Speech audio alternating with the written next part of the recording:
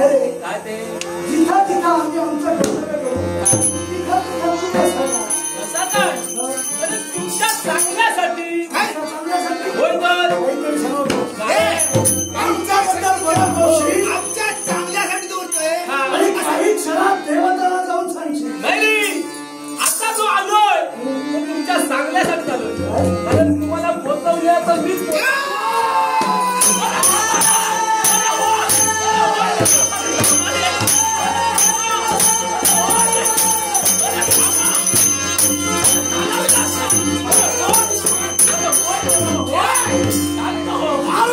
शिल्लक ठेवणार नाही. शिल्लक घेऊच नको पण तुझं होतंय का काय होणार काय? काय ते तू कुणाला बोलणार आहेस? तुम्हाला आम्हाला.